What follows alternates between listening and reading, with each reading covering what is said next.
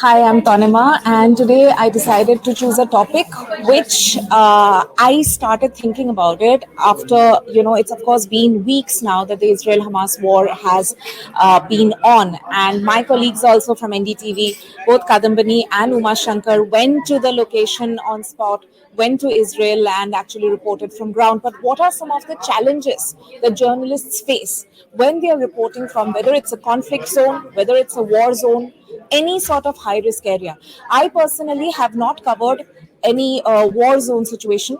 I have been to Chhattisgarh, which is of course seen as a conflict area as far as the Maoist areas are concerned. But the scale of events over there has of course gone down in recent years. But I have been in situations which are high risk, considered high risk areas, like I have covered riots, and I was dispatched over there on the day when the situation actually unfolded. So, having gone through those experiences and seen some of my colleagues on how they have operated in these areas, I just thought it would be helpful, not just for any budding journalist, but also for people who follow journalists and want to know what goes on behind the scenes. How do journalists operate? How do journalists prepare for such tough assignments, and what are some of the things that they keep in mind or should keep in mind when they are reporting from a high risk area? I thought I'll make a quick video about that. And the first point that I wanted to talk about is this: know the ground rules. So that is point number one. Now, what do I mean by that? Of course, as a journalist, if you're going to an area and you're reporting from a situation and a location which is considered to be highly sensitive, you have to know the ground rules. Whether it is in terms of talking to your sources on ground and finding out whether or not it's okay to venture into a certain area, what are the timings, for example. When I was in Chhattisgarh, I was always advised to report mostly during the daytime. No matter how early in the morning I would set off, it was better rather than staying outside in areas like Bastar beyond 4 or 5 in the evening when it would start getting dark. Those are some of the ground rules that you would come to know once you speak to people, the locals or other local journalists over there.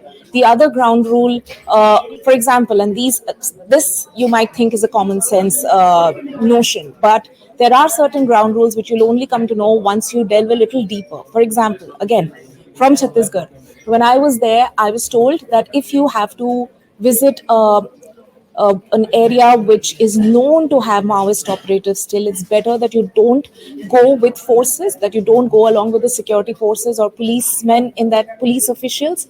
It's better that you either go alone or you go with a local journalist who knows the area and might even know some people who are living in that zone.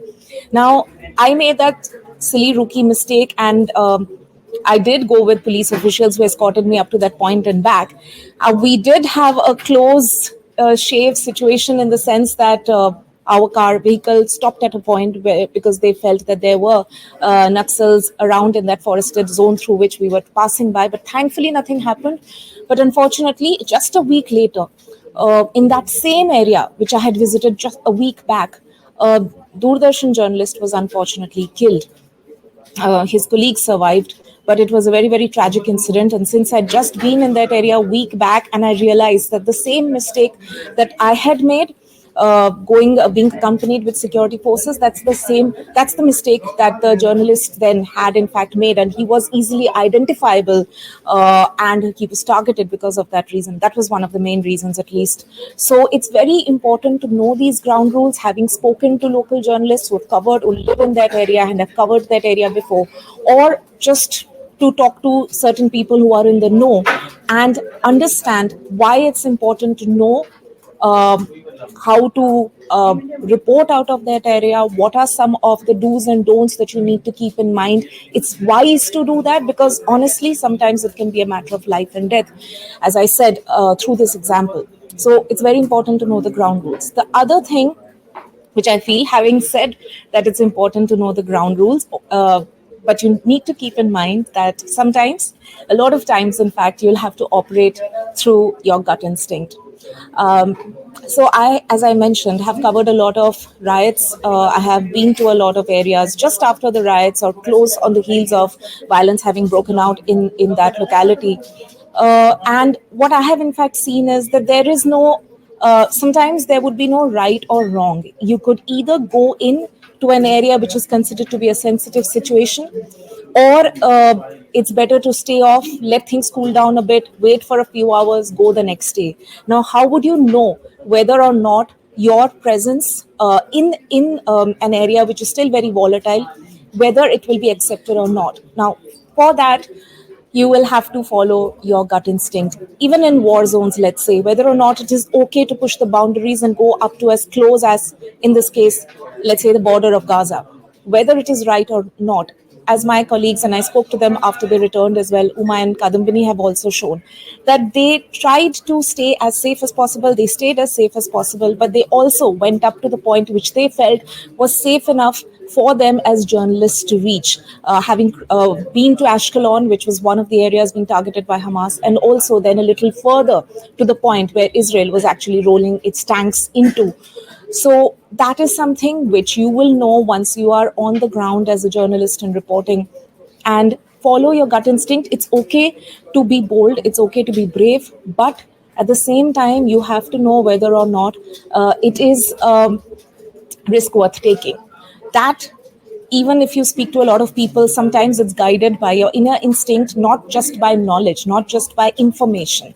So that is, I know that a lot of journalists would know that there are do's and don'ts and the rules are meant to be broken, as a lot of people say. But we are talking about highly sensitive zones over here. So no risk is worth taking when it comes to a matter of life and death. As I said, no organization would also advise you to take risks in such cases, but it's up to the journalist on the ground to actually decide whether a situation is worth taking the risk of venturing up to a particular point or venturing to talk to a certain person or not. Sometimes your gut instinct actually does kick in and help you and serve you in these situations more than just information that you would have heard of. So it is a choice that one has to make on the spot. In the previous example that I said, it's very important to know the rules, but in certain cases, of course, you have to follow your gut instinct, keeping the environment in mind. The third point, which I feel is very important, which came to me through a training. I got to know of it once we actually had a senior journalist come and train a few of us. She had experience in conflict zones herself. And she told us that it's very important to know your exit. Now, what does one mean by that? She was actually giving the example of Tahrir Square when the entire protest was happening. And as I said, like, even protests can sometimes be high risk areas because suddenly something might happen and there could be anything, there could be trouble erupting on the spot suddenly. So what do you do when a protest suddenly, for example, gets violent? It's very important to know your exit. And I have actually put this into practice because I have covered political violence as well. I've covered two Bengal elections. So at that point, I was in a certain area in Bengal when it suddenly got very violent at a one particular polling booth.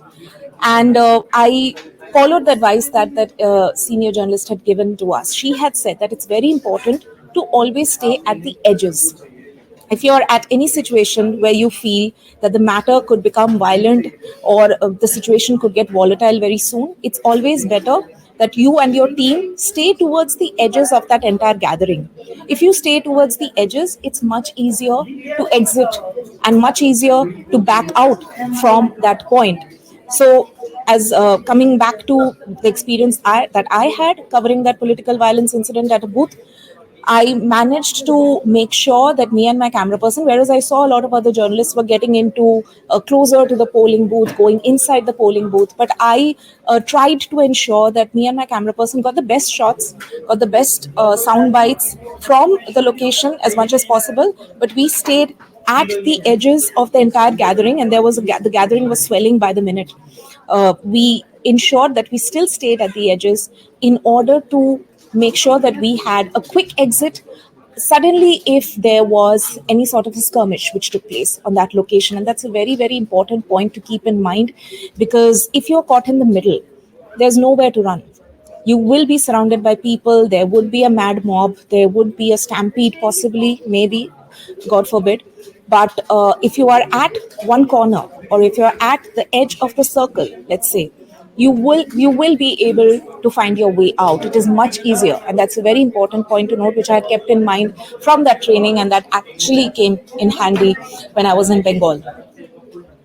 Now, working as a team, if you saw my colleagues Uma and Kadambani operating out of Israel when they were reporting, they were there for nearly 2 weeks, and they set such a good example of working as a team. Both of them were helping each other out, whether it was one person shooting and the other reporting, and vice versa. It's very important, if you can, going into a conflict zone or a high risk area, to work as a team. Whenever I have been there, I have, in any of these situations, I have always thanked the fact that I had an experienced camera person or a camera person who was always as involved as me, and would be on the lookout for any such difficulty arising during the shoot or during the assignment, and we would look after each other. We would even figure out strategies every morning to find out how we can actually report, do the best job that we can out of in that situation. So it's very important that you have a team that works with you, that you are surrounded by people who help you. It won't be a big team in most cases, whether it is television channels or even print media or digital. They won't send such a big team to a location like this. But even if it's a team of two, much can be achieved if you really know how to support each other through that process, because as we know, two minds are better than one in such situations. So one person may feel that they want to approach the assignment in a certain way, but if the other person has a warning note to make, then it's essential to understand why, what the concerns are, and how you can uh, better report out of that situation, or do a better journalistic job, keeping all the warnings and concerns in mind. So it's always better to have a team which supports you. It's very important to have a team member who's supporting you rather than creating more hindrances, because it's already such a high stress situation. But I think in more cases than one, I have seen that having a very helpful team member always helps. And the last point that I wanted to cover was see weakness as advantage. Now, I'm lucky and thankful that not just in NDTV, but even in previous organizations that I've worked, I've always been seen as a reporter, and not as a woman reporter or a male reporter. But a lot of media organizations I would see that they would send a male reporter in situations like that I'm talking about, and thinking that a woman would probably be a disadvantage in such a situation, or it would be highly risky for her. I mean, their concerns are probably coming from the right thought process. But I have often seen, at least in the cases that I have been in, that me being a woman in that situation actually worked for me. When I covered the riots in Muzaffarnagar, I was there along with a camera person, as I mentioned. And I know that there were people on both sides of the divide who were speaking to me, who gave me a hearing, who were patient with me only because they saw that it was a woman journalist. They would probably not be, I'm hazarding a guess, but I think I'm right. They would probably not be as patient with a male reporter on the ground. There were situations in which a man with rifle, two men with rifle, in fact, I remember very clearly, was sitting across me and talking to me, but I know no male journalist had managed to reach them in Muzaffarnagar, in that area. But they were willing to talk to me. Similarly, again in Western UP, I think I was in Saharanpur during a riot, which particularly was it was still simmering by the time we reached. And my camera person had gone up a little ahead of me. And unfortunately, a mob caught a hold of him, and they had grabbed him by the collar and were about to pound him. When I came from behind and I stopped them, and then first of all, they were startled seeing a woman in this situation, but then they stopped, and they just had to vent, and they had to release all the pent up anger. So they spoke to me about what they had gone through. They just get their side of the story in front of me, and I heard, and I said, like, it's better that you listen to the reason why we have come. We want your voice to be heard as well in this entire narrative that is going on over here. So they actually stopped. They did not hurt my camera person, and they spoke to us and actually went on to give us an interview on camera later on. And again, as I said, no male journalist had managed to reach that area. I did. Of course, as I said, point number two comes into play over here, where I needed to follow my gut instinct. I thought it was okay to go up to that point, and I did. And because I was a woman, they gave me the interview which no other journalist had managed to get from them that day itself. And remember, all this is happening in areas or localities which are not known to me. This is the first time that I'm going to that area. So they had to trust me.